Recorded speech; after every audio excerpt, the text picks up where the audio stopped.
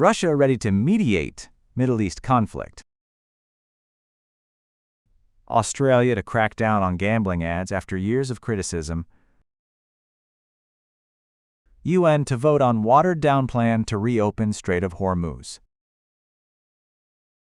U.S. lifts sanctions on Venezuela's acting president.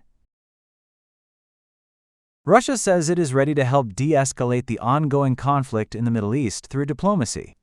Kremlin spokesperson Dmitry Peskov said President Vladimir Putin supports resolving the crisis through political and non-military means. He added that Russia remains in contact with leaders across the Gulf and Arab world. Moscow has offered to act as a mediator if its role is requested by the parties involved. Peskov also suggested that a future Russia-Arab summit could help reduce tensions and support dialogue. He stressed that a peaceful resolution can only be achieved through negotiations.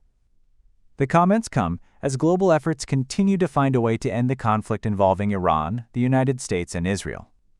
Russia says it is prepared to contribute to any initiative aimed at restoring stability in the region. Australia has announced new restrictions on gambling advertising following years of public pressure. Prime Minister Anthony Albanese said the reforms aim to protect children while allowing adults to gamble responsibly. Under the new rules, TV gambling ads will be limited and banned during live sports broadcasts during daytime and evening hours. Radio ads will be restricted during school pickup and drop-off times. Celebrities and athletes will no longer be allowed to appear in gambling advertisements. Online gambling ads will also be limited to logged-in adult users who can choose to opt out. The government will also target illegal offshore gambling sites and restrict certain types of online betting. The reforms stop short of a full advertising ban, which had support from some politicians and community groups.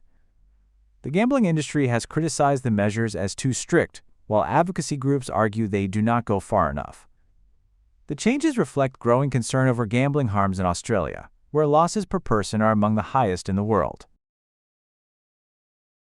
The United Nations Security Council is set to vote on a revised proposal to secure the Strait of Hormuz. The draft resolution allows only defensive actions to protect shipping, after earlier plans to permit force faced opposition. The proposal, led by Bahrain, aims to ensure safe passage through the vital waterway, which carries about 1/5 of the world's oil supply. Under the plan, countries could take proportionate defensive measures and coordinate naval efforts, but must inform the UN in advance.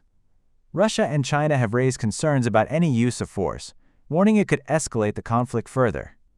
France has signaled support for the revised version, which focuses on restraint and de-escalation.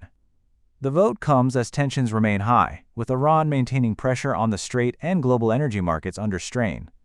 Diplomatic efforts continue, but divisions within the Security Council highlight the challenges of reaching a unified response. The United States has lifted sanctions on Venezuela's interim president, Delcy Rodriguez, in a move signaling improved relations between the two countries. The decision removes her from a sanctions list, allowing her to conduct business more freely with U.S. companies and investors. Rodriguez welcomed the move, calling it a positive step towards strengthening ties and expanding cooperation. The shift comes after the United States removed former President Nicolas Maduro from power earlier this year. Washington has since recognized Rodriguez as Venezuela's leader and has begun easing restrictions on the country's oil sector. Officials say the move could help boost investment and support economic recovery in Venezuela. The development reflects a broader thaw in relations, though some sanctions on other officials and sectors remain in place.